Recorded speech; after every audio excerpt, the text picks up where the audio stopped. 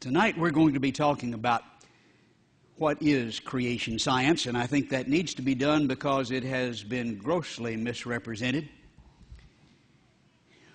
I think one of the best places to start is with a statement by Chief Justice Rehnquist and Justice Scalia as they were considering the issue in the Edwards versus Aguillard case, the Balanced Treatment Act from Louisiana. This was an act that was ruled unconstitutional. Really, really bad things they wanted to do in Louisiana. They wanted to have balanced treatment on this issue. And they decided they didn't need that, and we'll talk more about it in a moment. But in the process, Rehnquist and Scalia says we have no basis on the record to conclude that creation science need be anything other than a collection of scientific data supporting the theory that life abruptly appeared on the earth. And I agree with them. That's what we're talking about, the scientific evidence. As illustrated on the slide, we're talking about what we can see and touch and taste, the empirical evidence. Well, now, how is that going to tell us whether things were created or just naturally occurred? Can you distinguish between natural origins and created intelligent design origins by looking at the physical?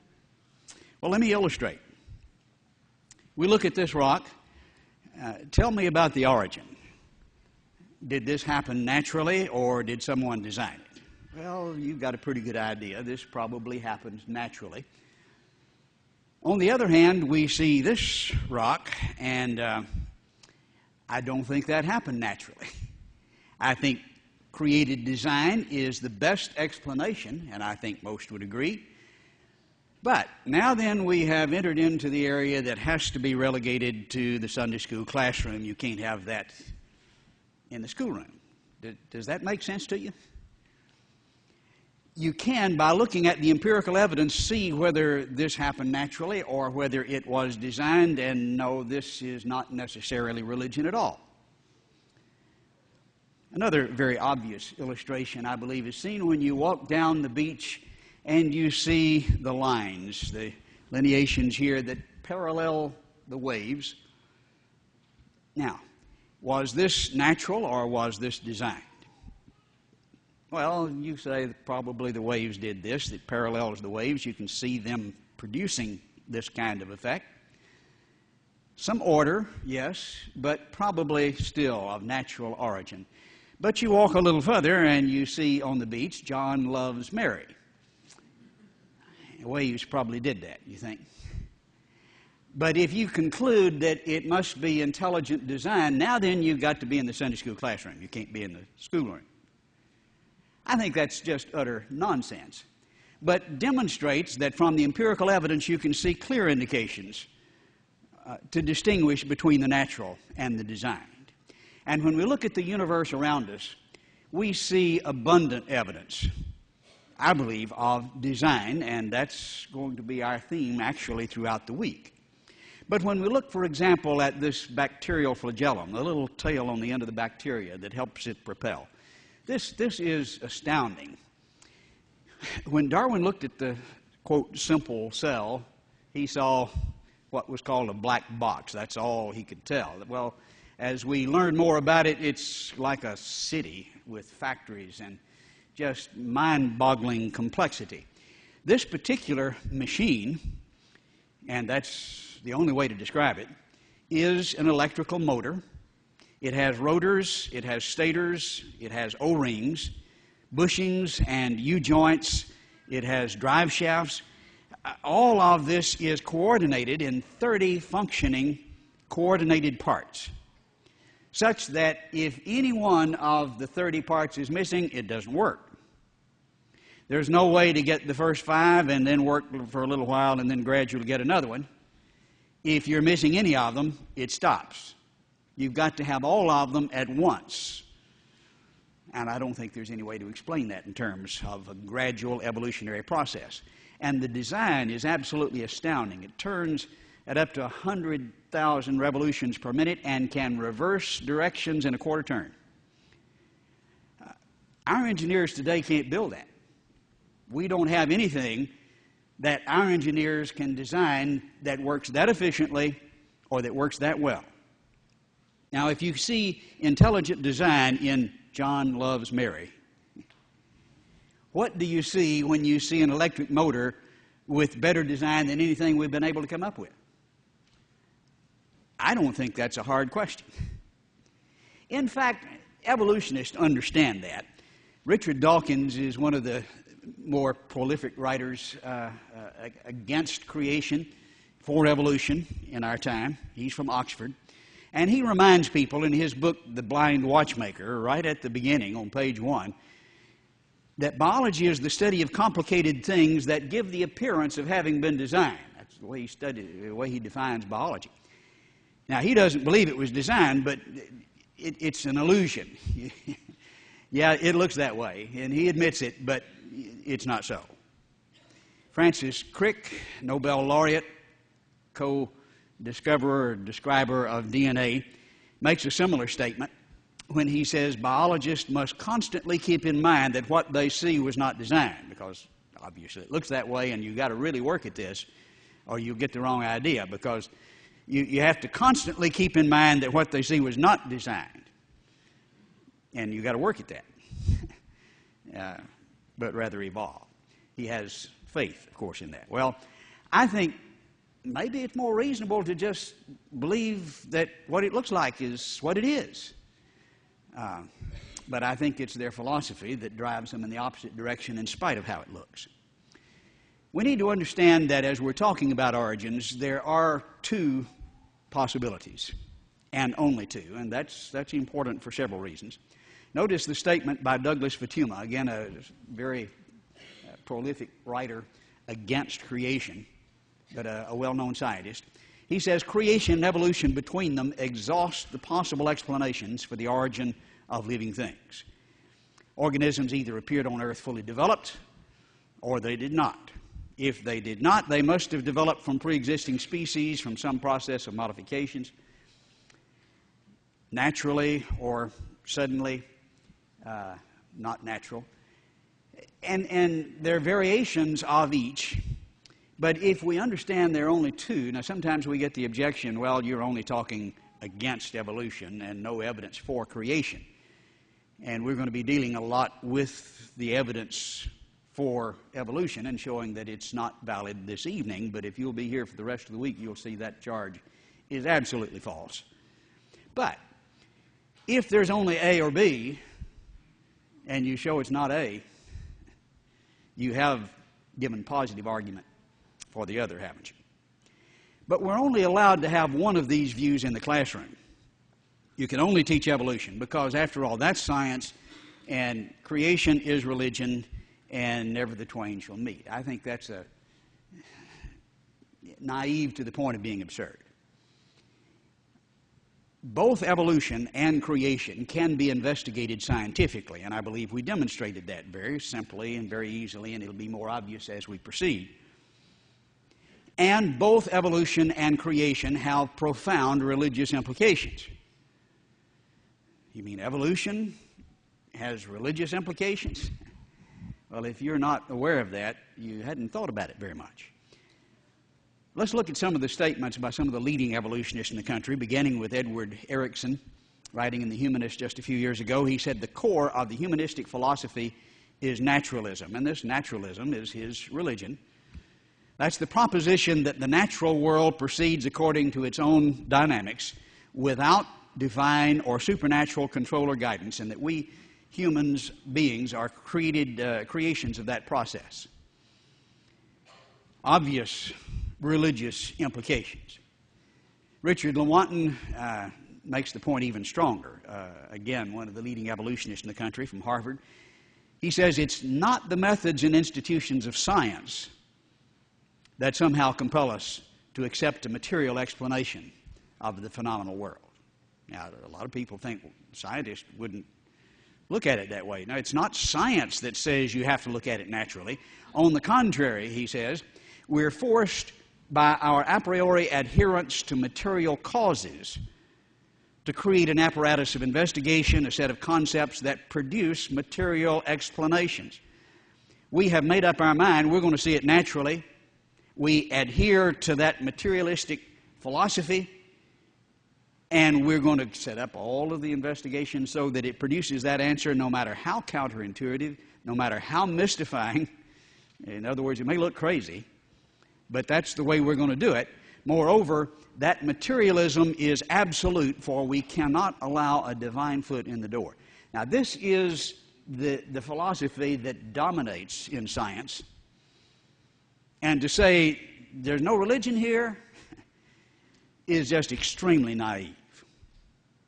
Notice the statement by Steven Pinker of MIT. He said, no evidence would be sufficient to create a change in mind. That it is not a commitment to the evidence. Can you believe this? This is a scientist speaking. We're not committed to evidence in terms of this issue of materialism as opposed to the divine. But it is a commitment to naturalism. That's the thing that controls. And nothing's going to change our mind. They've made up their mind, and that's where they are, because there are no alternatives, that is, except God, and they're not going there. We would almost have to accept natural selection as the explanation of life on the planet, even if there were no evidence for it, because then you're faced with God, and they're not going to do it. They have committed themselves to naturalism. And so to say one is pure science and the other is religion is very naive, and just not so.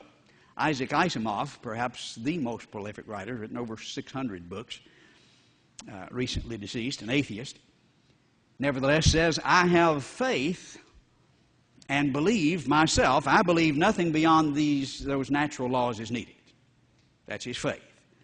I have no evidence for this. It is simply what I have faith in and what I believe.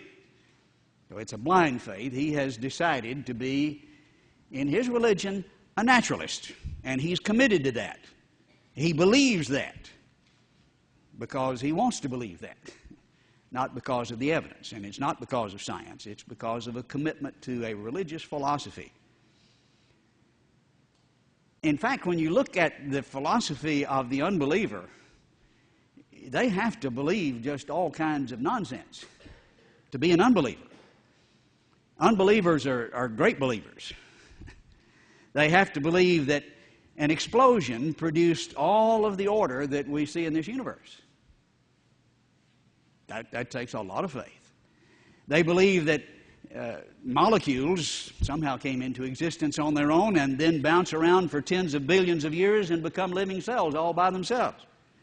And they believe that. They believe that errors in the complex genetic system of that cell can produce greater complexity. I've not seen such faith in all Israel. It's just unbelievable what an unbeliever has to believe to be an unbeliever. But they say, we're going to be scientists and you're religious and you have one in the classroom and you can't have the other. And it's interestingly, late last year, a court decision rendered the conclusion that atheism is religion. And some folks up at the Wisconsin State Penitentiary got in trouble because they didn't honor the religion of one of their cellmates there, one of the people there in one of the inmates. Federal Court of Appeals ruled yesterday atheism is religion. And so people say that's not so. Well, you've got court decisions on the matter. Michael Roos is one of the leading philosophers in the country. I attended a debate where he was defending his position last week in Los Angeles. And he acknowledges evolution is promoted by its practitioners as more than mere science. He says evolution is promulgated as an ideology, a secular religion, a full-fledged alternative to Christianity with its meaning and morality.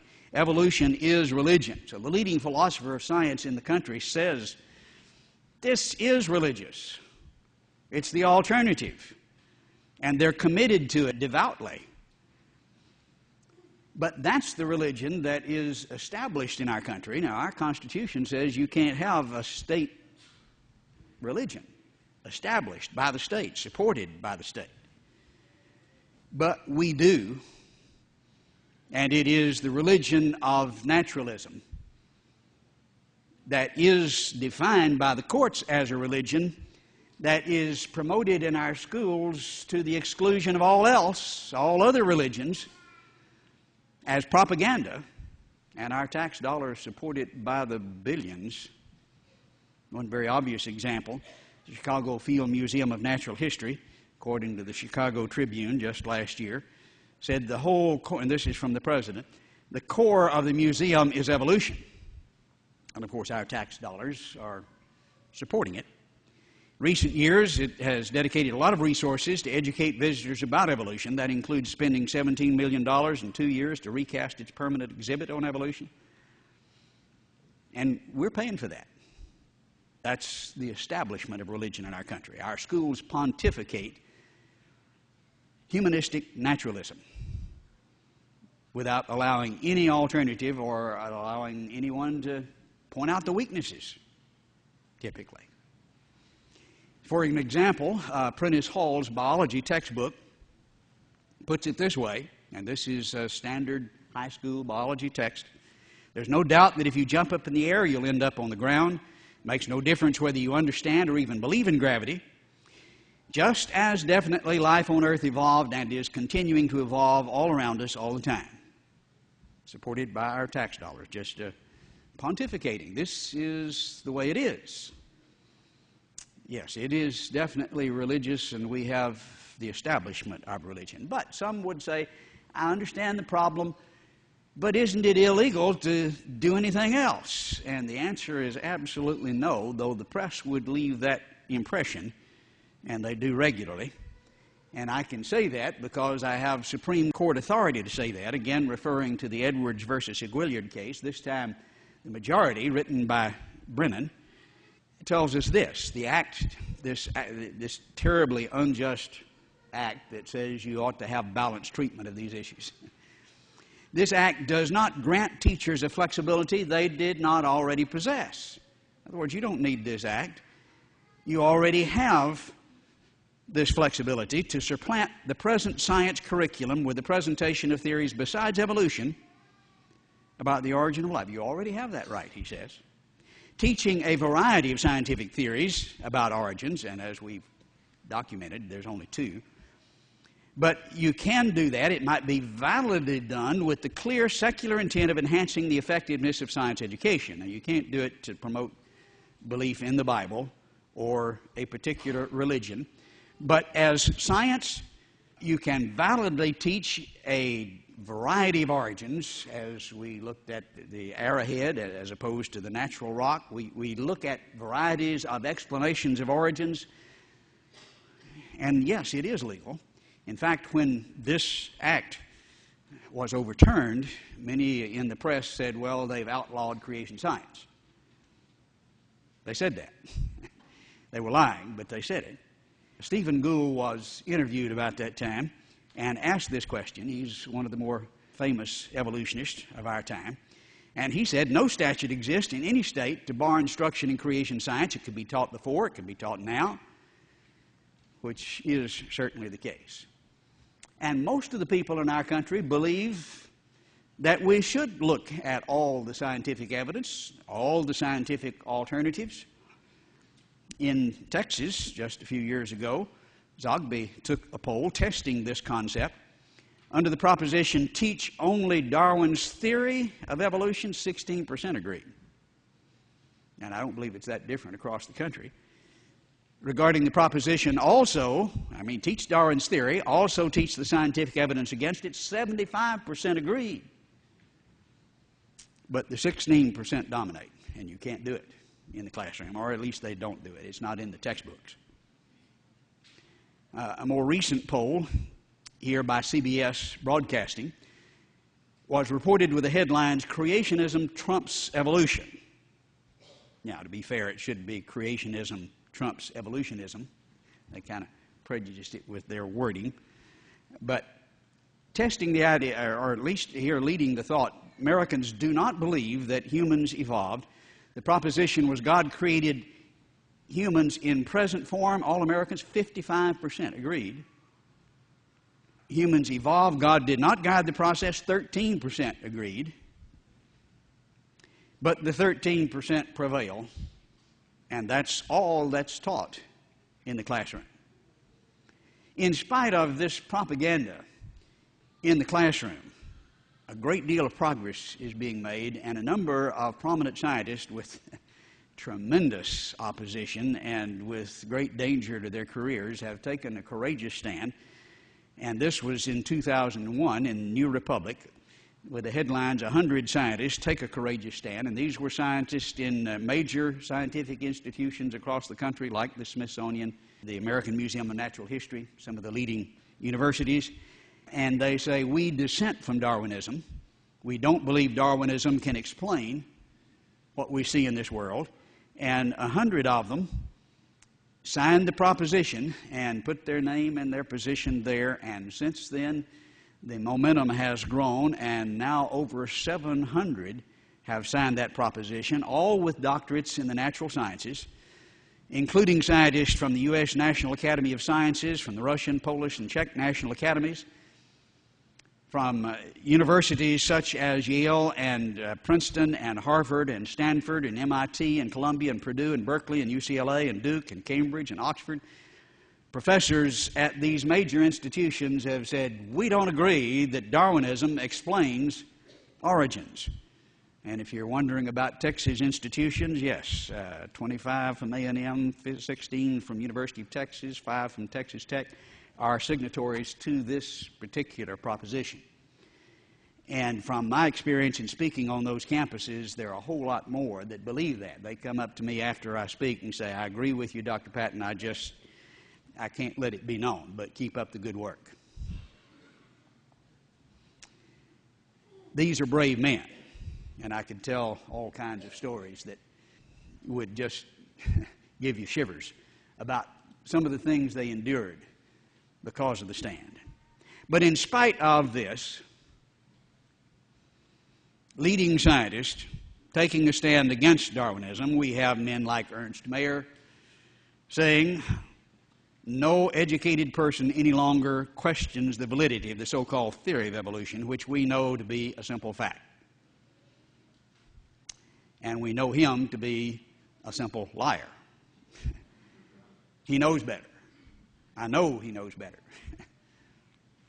But he says this anyway, in spite of the fact that there are many educated people, as we've demonstrated.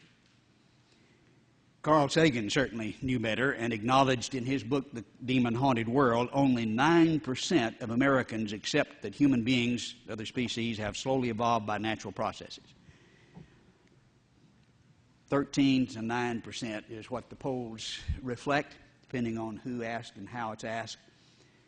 But that's what dominates in the classroom, and I think that's a crying shame. And why is it that way? I get asked that all the time. And there's a simple answer to that. It's because you and I have allowed it to happen. And we need to think about that. We are making progress in spite of the great disadvantages that we have in the classroom. Debates across the country have been held, and while they have slowed down and virtually stopped, we are enjoying the evolutionists have given up because they're losing, and they've quit. I had a debate scheduled several months ago at LSU with the head of the geology department. It had been scheduled for about 6 months. I showed up, as did enough students to fill the auditorium, over 400 students, but the professor didn't show. And so I won. We spoke for about an hour, had another hour of Q&A. Some of them stayed till midnight. The organization that put it on did a survey when they first came in the door, gave out cards, and then collected them. 54% believed in creation when they arrived. That means, I think, creationists have a disproportionate number that want to know about the evidence and are interested in the facts. They did a follow-up 2 weeks later, and 91% of those then believed in creation. It didn't help him not to show up. Niles Eldridge talks about these debates, and he has debated a number of times. I debated him in Orlando, Florida. He is curator of the American Museum of Natural History, professor at Columbia. And he says, creationists today, at least the majority of their spokesmen, are highly educated, intelligent people. Skilled debaters, they have always done their homework, and they nearly always seem better informed than their opponents, who are reduced too often to a bewildered state of incoherence. I'm sorry, that's the way it is. He says creationists travel all over the United States, visiting college campuses, staging debates with biologists and geologists and anthropologists. The creationists nearly always win. And he's right. He was a pushover. He had so much in print that he was just in serious trouble when he started. When the press interviews evolutionists, they always have to interview Eugenia Scott, who is president of the National Center for Science Education. Sounds like a very prestigious organization. It's just it's a watchdog group that hates the creationists. It's one she formed by herself. And she says scientists should refuse formal debates because they do more harm than good. And they're doing that now. That's the standard procedure. And they do more harm than good for the evolutionist. I was recently up in New York. Some of you know Keith Sharp, and we were lecturing there near Syracuse University, and he was trying to get a debate going, and he challenged 100 geologists within a 100-mile area in my name to debate. And they all refused. And so with his advertisements on the back, he put, "Here are the geologists who refused to debate Dr. Patton." And it's not just me. I mean, they have refused to debate creationists around the world. However, she goes on to say, but scientists still need to counter the creation. In other words, let's talk about this, but make sure you do it when they're not there. Now, is that good science? I think it's just nonsense, and I think we ought to ridicule it and make fun of it. It's certainly very different from Darwin's view, who had a much more reasonable perspective. In Origin of the Species, he says a fair result can be obtained only by fully stating and balancing the facts in arguments on both sides of each question. Does that make sense? That's what I believe. Of course, when you do that, the creationists nearly always win, as even the evolutionists acknowledge. And so they've stopped.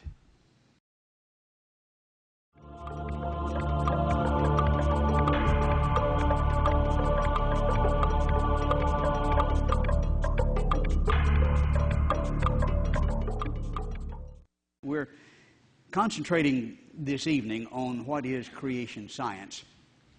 We talked in general about what it is and some of the controversies and the misrepresentations and why we're having difficulty in the classroom in the first session. But in order to clearly understand what we're talking about with creation science, we have to define our terms, and this is seldom done and results in a great deal of misunderstanding.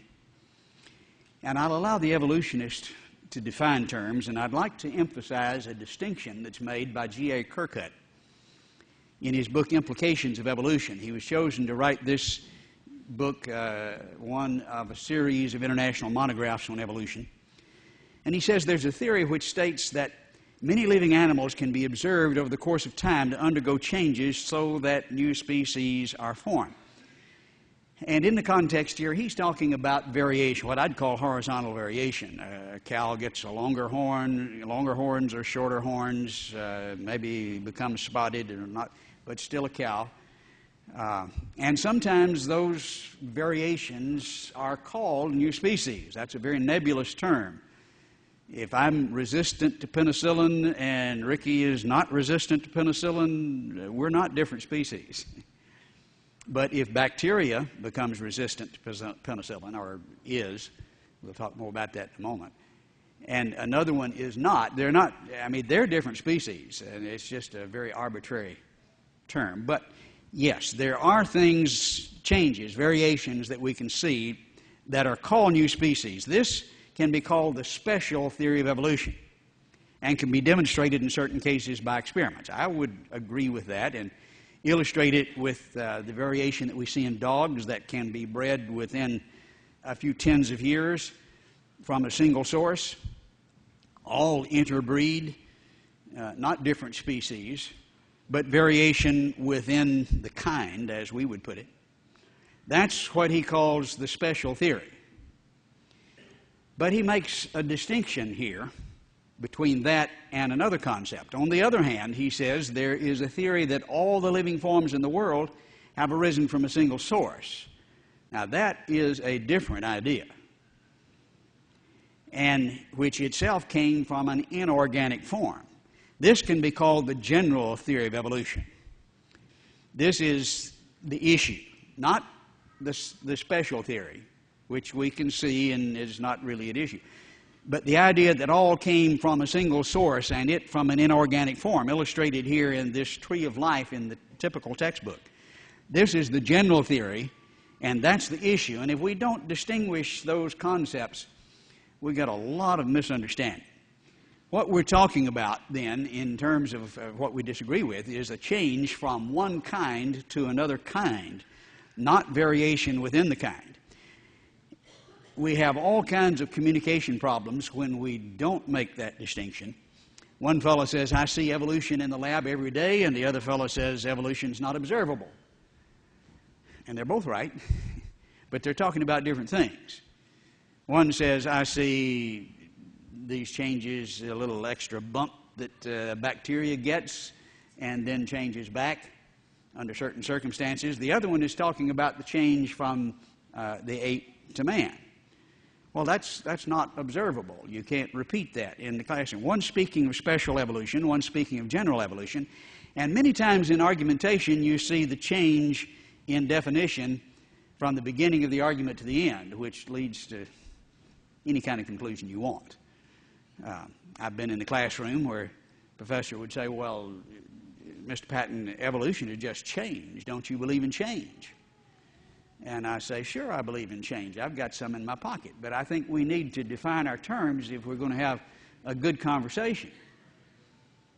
I've sent kids to college, as many of you have, and we could understand the person saying it's a real nuisance to have to pay all that money to send the kid to college. But then you look on the legal textbooks, and the public nuisance is a crime. And you can send people to jail for it. And so, if you switch those definitions in the process, you can say it's a nuisance and it's a crime to send a kid to college. We see the fallacy of that.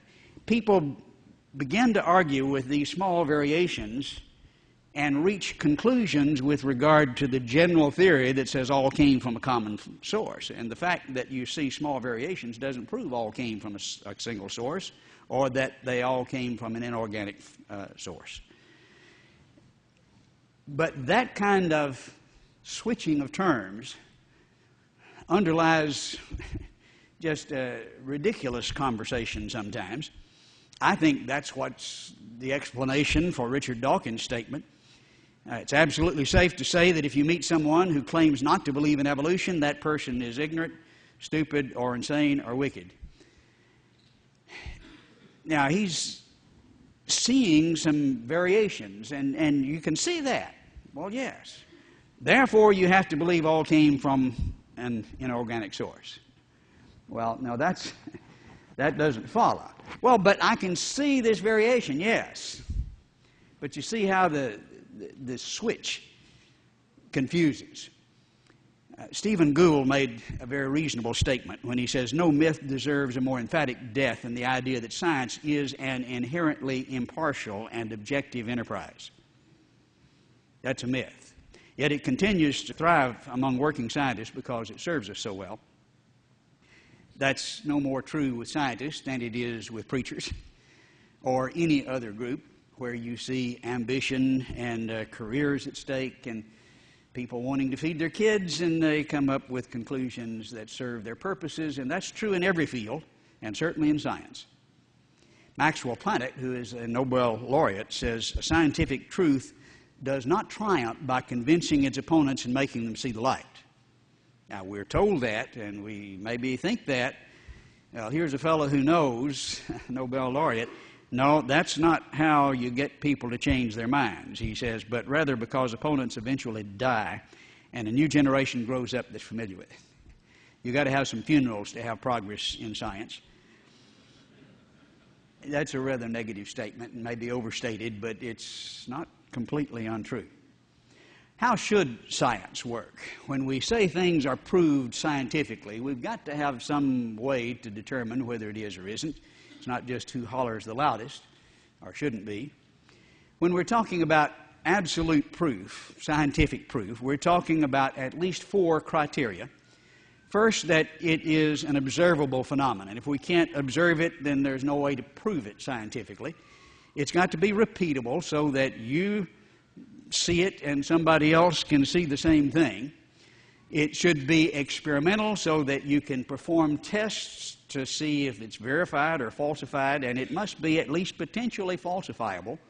There must be some kind of a test so that if this happens, it's not so, and if you can't come up with a test like that, it's not testable or falsifiable. Well, how do these apply then to the creation-evolution controversy? Is evolution, in the general sense, not the special sense, in the general sense observable? Can we see this in the living world? And we've asked this question, and it's interesting to see the variation in answers. G. Leonard Stebbins of Harvard, one of the leading evolutionists in the country, says the reason the major steps of evolution, and he's talking here about the general theory, you see, have never been observed is that they require millions of years. And, of course, that's the concept, but still you don't observe them. It's historical, you see, and so he acknowledges that. Again, Jeffrey Schwartz, professor of anthropology at the University of Pittsburgh, the famous evolutionist, says, it was and still is the case that with the exception of Dobzhansky's claim about a new species of fruit fly, one that got an extra bump and then lost it and back, but anyway, he says this fruit fly is the exception, but the formation of a new species by any mechanism has never been observed. Some would make the statement even stronger than that. We don't see it in the living world. But, of course, you look at the fossil record and you record what has happened over the millions of years. You should be able to see it. So maybe not in the living world because it takes too long, but what about the fossil record? Again, Stephen Gould, one of the leading authorities writing in natural history, says the extreme rarity of the transitional forms. And how would you see evolution in the fossil record? Well, you see the transitional forms, the only way you could see it. The extreme rarity in the fossil record persists as the trade secret of paleontologists. We view our data as so bad we never see the very process we profess to study. D.B. Kitts, University of Oklahoma, made a similar statement, maybe even stronger, when he says, despite the promise that paleontology, that's the study of fossils, provides a means of seeing evolution, it has presented some nasty difficulties. You don't see it in the fossil record or in the living world. It's not observable. Well, what about numbers 2 and 3? Repeatability, experimentation. Theodosius Dobzhansky of Columbia, perhaps the most representative authority in defining the present view of evolution, says these evolutionary happenings are unique, unrepeatable, and irreversible. And he's talking about things like the change from Australopithecus up to Homo sapien, the ape man to the modern man. You don't repeat that. It's irreversible. The applicability of the experimental method to the study of such unique historical processes is severely restricted, before all else, by the time intervals involved, which far exceed the lifetime of any human experimenter. And so it's not repeatable, and it's not subject to experimentation. Well, there goes 1, 2, and 3. What about number 4, falsifiability, the testability? Colin Patterson was curator of the largest fossil museum in the world, British Museum of Natural History, and he makes similar statements. He says it is talking about the general theory, unique and unrepeatable, like the history of England. This part of the theory, in parentheses, that evolution has occurred, is therefore a historical theory about unique events, and unique events are by definition not a part of science, for they are unrepeatable and not subject to test. But that's the essence of falsifiability. All 4 of these criteria are not met when you're looking at the general theory of evolution. It takes too long, you can't repeat it, it's not subject to experimentation, it's like a history, you can't test it. And so why say this is scientifically proved? Well, either you don't know what scientific proof is, or you're not telling the truth. Now, maybe there's a third alternative. I'll be glad to listen, but it looks to me like if somebody just jumps up and down and says, I know this is proved scientifically, one of those two is so. Not telling the truth, or he doesn't know what proof is. Now, the same objections can be made about creation. You can't observe that. You can't repeat it. It's not subject to experimentation. It'd be very difficult to falsify. And actually, on the point of falsifiability, both creation and evolution have some falsifiability connected with it, and we'll talk more about that. But generally, certainly when you're talking about the major arguments for evolution, like survival of the fittest. Okay, what is the fittest? Well, it's those that survive. You're talking about the survival of those that survive. How do you test that? It's not testable. But generally speaking, neither creation or evolution are subject to absolute scientific proof. It doesn't meet the criteria of this empirical proof. However, both of them can be investigated scientifically, as we illustrated in the beginning of the presentation this evening, not reaching a conclusion that says proof, it is absolutely certain, proved scientifically, but reaching a probabilistic conclusion. This is more likely. This is more scientific than the other. This is under the heading of model comparison. We look at the evidence that we can see, and we propose models. Here's an idea, here's another idea. Which one fits the facts best? And that's the proper approach with these two models, neither of which can be observed directly. We don't see the ape evolve into the man. We don't see the man created.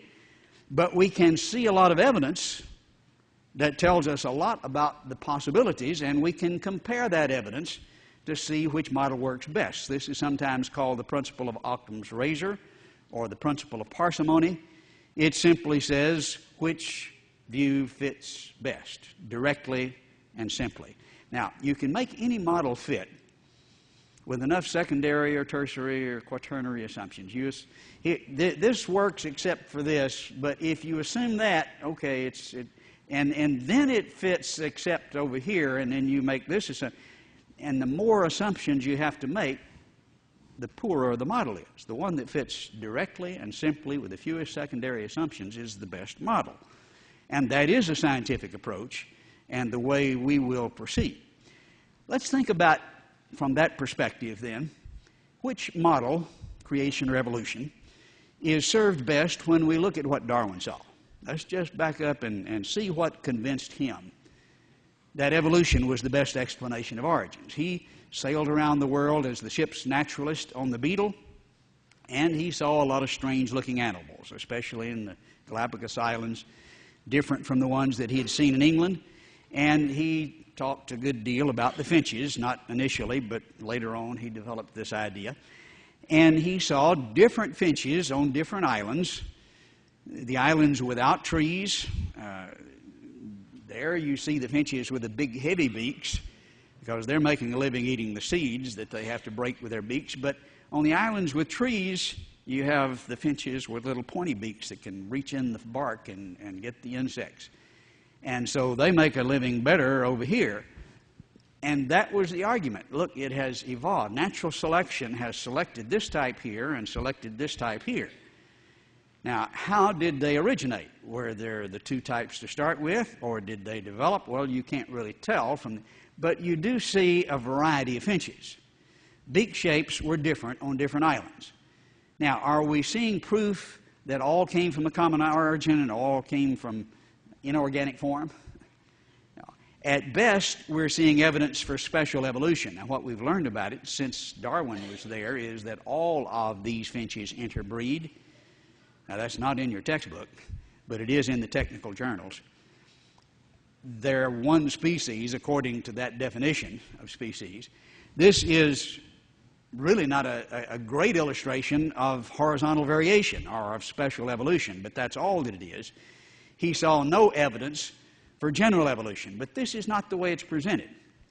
Let me give you an example of the way this kind of evidence is presented, and here this made the headlines just last year. Darwin's finches evolved before scientists' eyes. Now, Darwin saw the variations, but now then, here are people who are studying it in great detail, and they see what happens to these finches when there was a drought in the area for 2 years.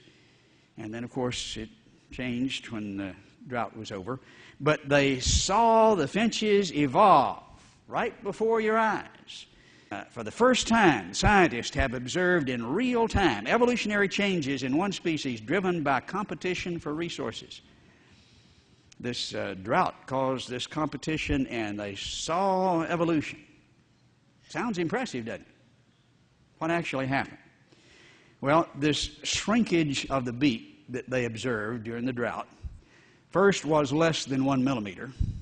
That's not a whole lot. You've got to look real close. And this shrunken size was not something that developed that wasn't there before. It's not new. It was there before. There are just more of them now. Only the relative numbers changed. There was the big and small, 1 millimeter difference, before and after. But during the drought, they could see that there were a few more with the smaller size. And then after the drought, it went right back.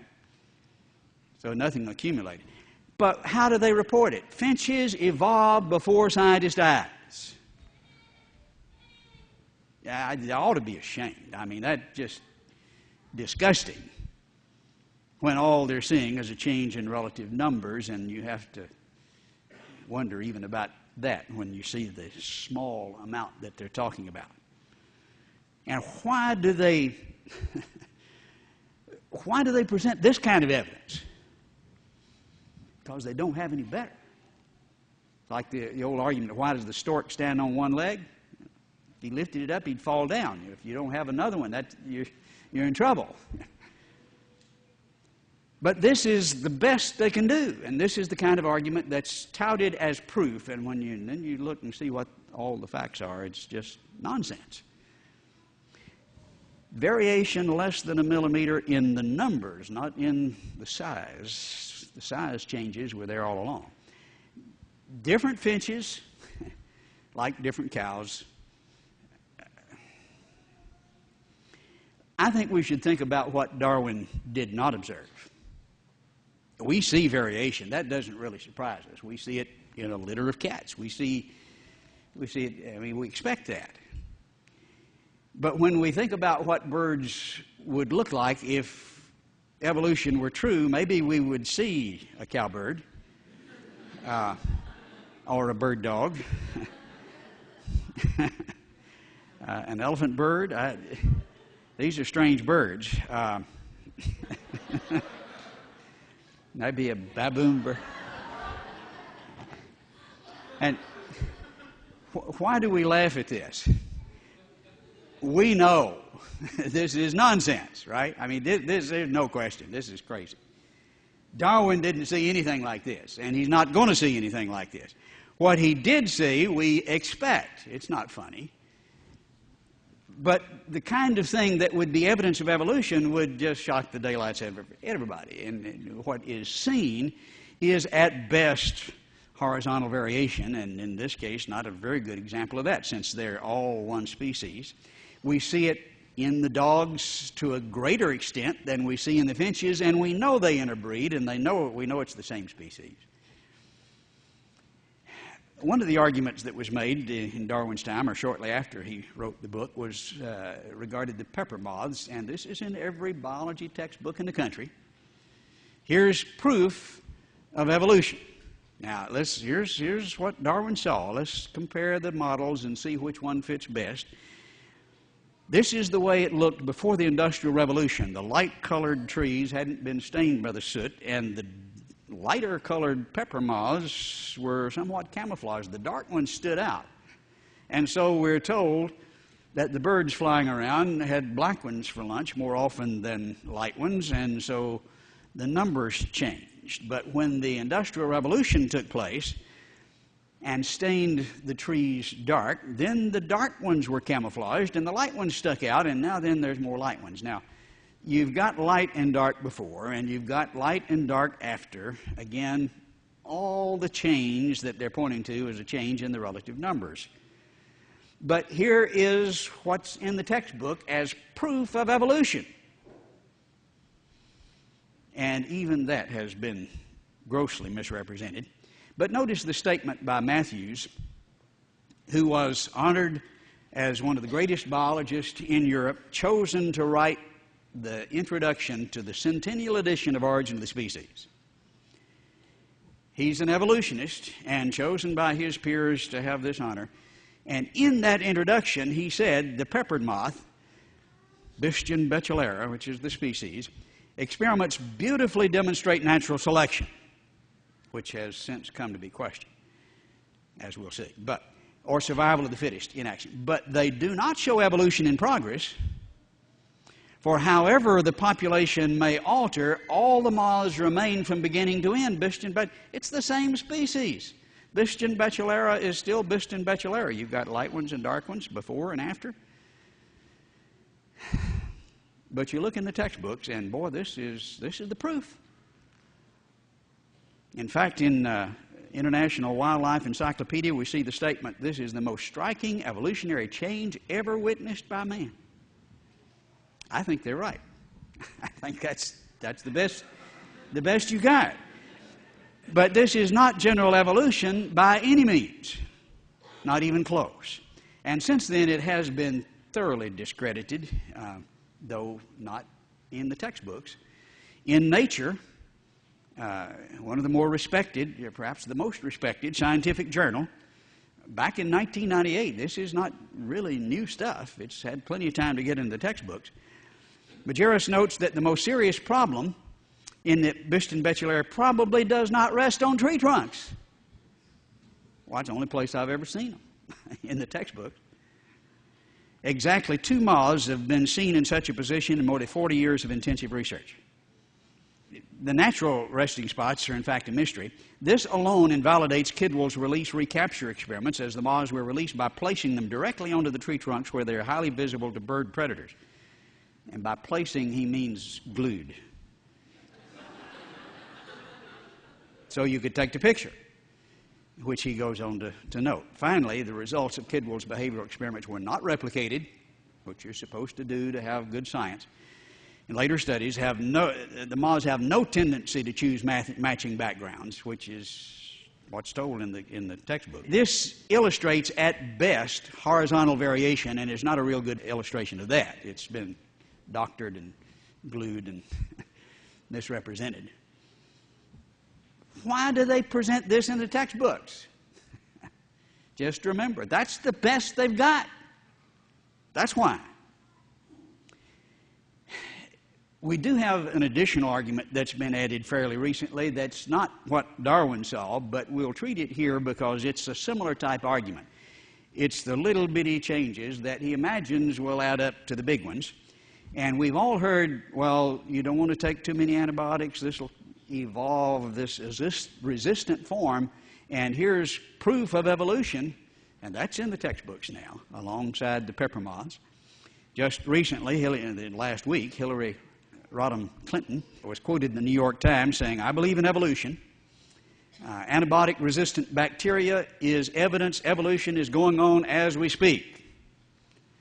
And she can see that in the textbook. Now, what are we dealing with? Do we see evolving bacteria? They become resistant. Now, again, if I'm resistant, you're not, that doesn't mean we're a different species or we've evolved, but with bacteria it does.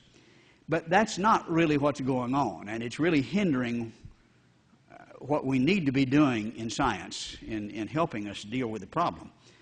We can see that demonstrated very graphically in several instances. One most obvious is in an expedition in 1845 that went awry up in the Arctic. They were frozen. Frozen in Time is the book that describes it. Here, reported in the Medical Tribune back in '88, again, not new evidence. It may be time to rethink our thoughts about the mechanisms for antibiotic resistance patterns. Bacteria from the bowels of 3 members of an 1845 Arctic expedition have survived 140 years. Now, the bacteria is still there, 140 years, but now no antibiotics back then, but we've got the bacteria. And they are showing resistance patterns to modern antibiotics. It wasn't exposure to antibiotics that produced this. They were there already. Current theory suggests that antibiotic resistance is linked to long-term exposure to antibiotics. Needless to say, antibiotics were not developed until long after these 19th century bacteria and their hosts were buried in the Arctic permafrost. It's not exposure to antibiotics that causes this. They're there already. They're the recessive form, but you kill off the normal form, and what's left? They take over. And so you're actually losing information. Reported in Nature in '99, more recently, our results show that resistance to antibiotics is widespread, at least in some wild populations, the resistant forms, in wild populations, even though they have never, to our knowledge, been exposed to antibiotics. And so what we're looking at here is the normal bacteria that dominates. There are resistant forms, but they're recessive. But then here comes the antibiotics, and it kills the normal form. They disappear, and then what happens? Well, the resistant form takes over. And what has evolved? Has the information content gone up or down? I mean, we've lost the major form. It's gone. And a small portion of the information now is taken over, if you approach it from the standpoint of information. But we've not evolved anything new. Now, this is a problem that we need to understand. Now, in both views, we need to be careful about how we use antibiotics, but if we don't understand what's going on, we're not going to be doing a very good job of dealing with it. And it's just propaganda for the textbooks in many instances. One way to evaluate models is to look at benefits. Here's a scientific theory. Has it produced any help, any benefit from it? And many people will say, well, our evolutionary concepts have caused science to go forward, and you can't have science without it. I'll notice the comments by Jerry Cole, who is professor of evolutionary biology at the University of Chicago. And, I mean, this is a fellow, if there's benefits there, he should know about it. He's professor of evolutionary biology, a devout evolutionist. Truth be told, evolution hasn't yielded many practical or commercial benefits. Yes, bacteria evolved drug resistance. Isn't that interesting? I'm trying to find a benefit here, and it's this antibiotic resistance, which is not true, that he refers to as an example. But that's the best he can do. But hasn't evolution, he continues, helped guide animal plant breeding? Not very much. Most improvements in crop plants and animals occurred long before we knew anything about evolution and came about by people following the genetic principle of like begets like. All this plant breeding, we learned all we know about it basically from the creationists before we knew about evolution. Where's the benefit? He doesn't know of any. The one he points to is not a benefit at all. Crick, Nobel laureate, co-discoverer of the structure of DNA, says it might be thought, therefore, that evolutionary arguments would play a large part in guiding biological research. This is far from the case. It's difficult enough to study what's happening now. To figure out exactly what happened in evolution is even more difficult. So it doesn't help us in our research. Where's the benefit? Well, I'll tell you the lack of benefits. It's butchered generations of people as we cut out adenoids and we cut out tonsils and we cut out appendix because we're told this is an evolutionary vestigial organ, not knowing that these did produce antibodies and helped us fight infection. In fact, there was a law in Wisconsin on the books for 40 years that any time the abdomen was open, you had to remove the appendix. Why? Because of this evolutionary propaganda. This is useless. And now we know better, and we just look back and we see butchered people that are having problems with allergies and all kinds of difficulties in overcoming infections. And a lot of it's because they've been butchered by evolutionary theory. I think there are benefits to creation, which has produced the plant breeding concepts, as he pointed out. Darwin observed, and let's summarize this way, small changes. And we can see some small changes, not as many as we're pointed to often.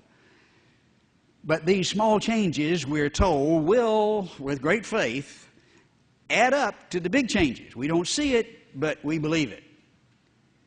And we exaggerate what we do see and often misrepresent it, but it's going to add up to the big one. Now, how do we know? Well, we have assumed that. It's not proved. It's simply assumed. Well, I think the assumption has been tested. Well, no, you can't test it because it takes millions of years. Well, not always. I think it has been tested and falsified by experiments with organisms that reproduce very, very rapidly so that you can observe literally, in some cases, billions of generations in a lifetime. The fruit fly can reproduce every 20 minutes. A new generation. You start multiplying every 20 minutes, you get a lot of generations. Bacteria, sometimes every 20 minutes, a new generation. And so, well, the ape to man, you can calculate how many generations ought to have been involved there, and you have many, many, many more times generations that you can observe with bacteria and with the fruit flies than is even theorized between ape and man. And they haven't changed. They've done some terrible things, these little fruit flies.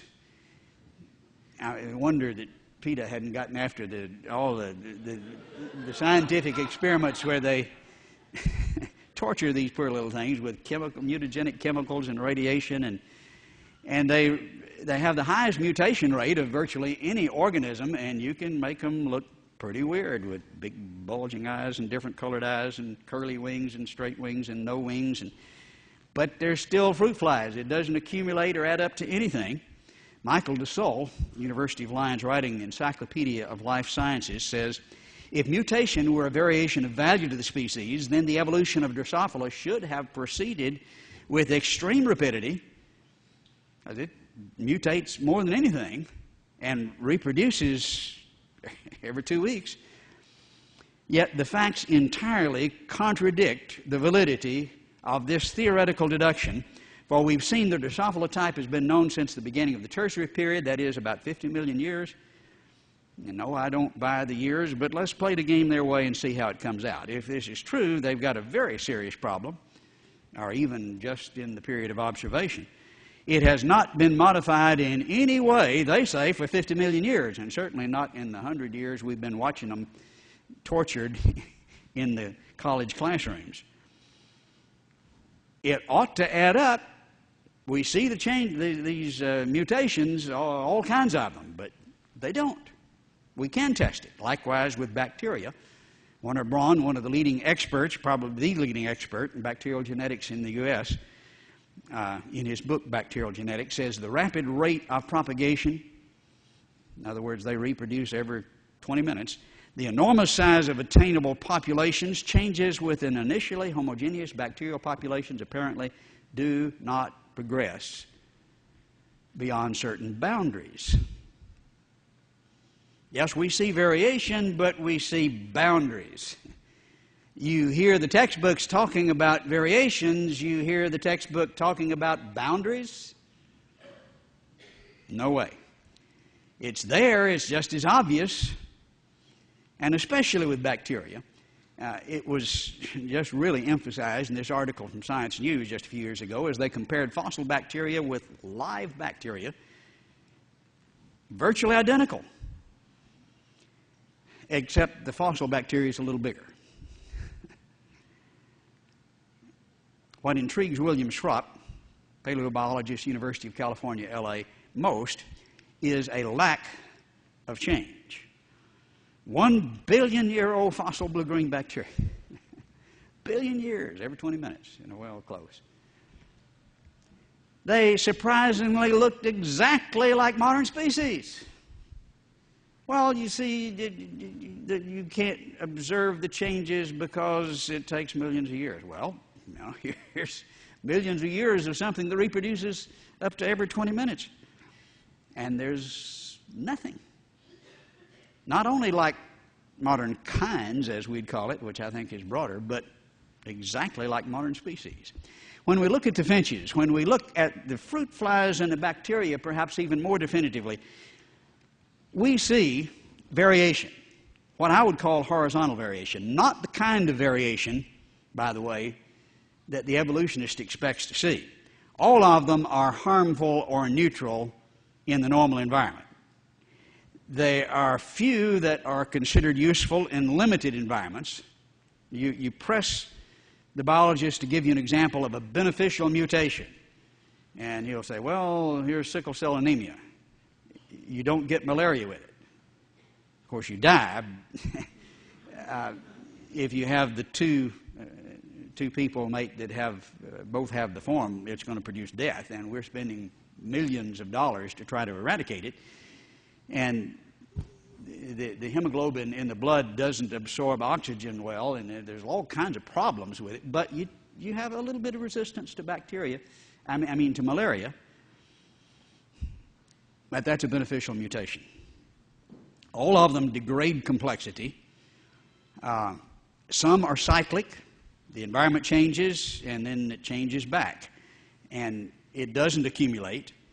None are unlimited in cumulative effect. None are able to lead to new organs. Just a mistake in replication doesn't produce a new organ.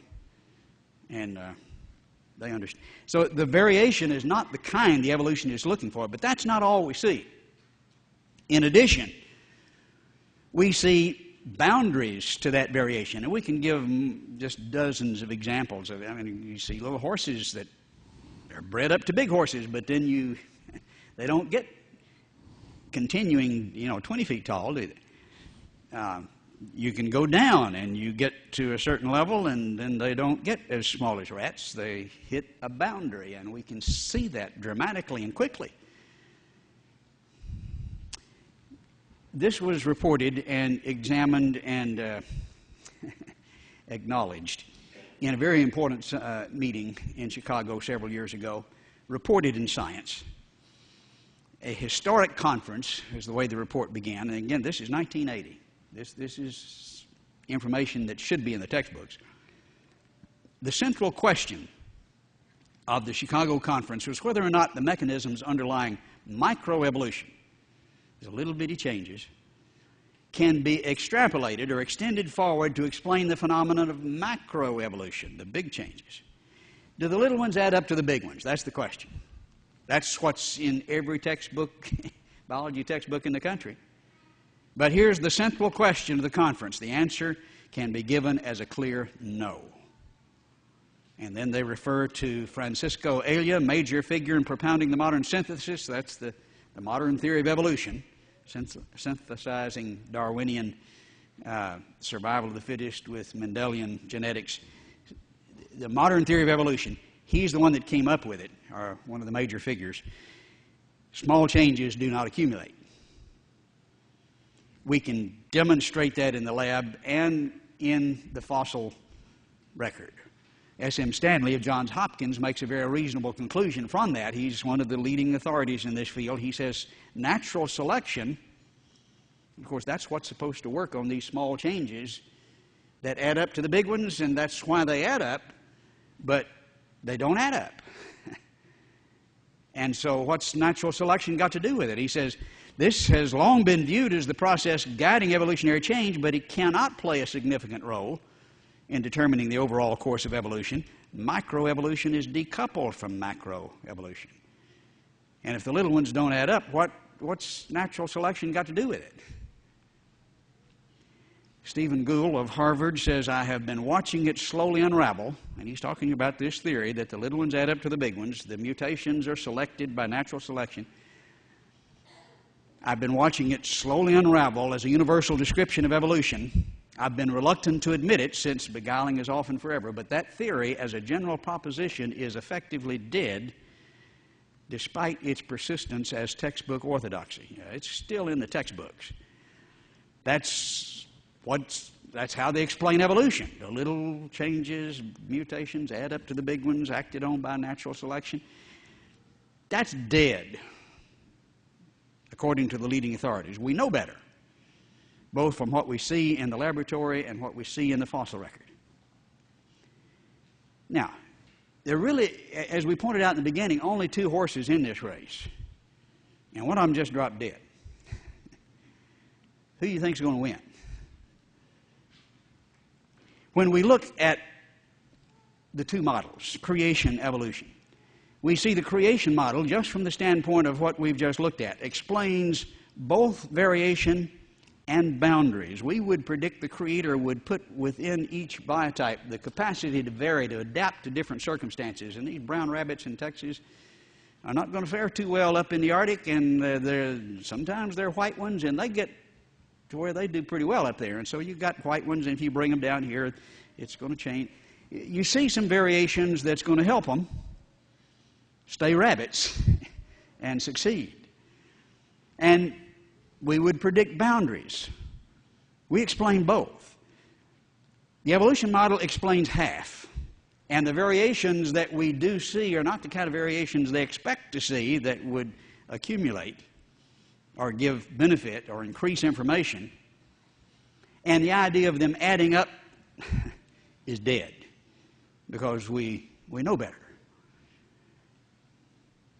Can you tell which model works best? I mean, is that a hard question? This is the proper scientific approach. Let's compare what we see and see which model explains the facts best with the fewest secondary assumptions. Now, you can make all kinds of extra assumptions and make this look a little better over here on the evolution side, but it fits directly and simply and obviously best on the creation side. And therefore, I think that's the best scientific explanation of origins.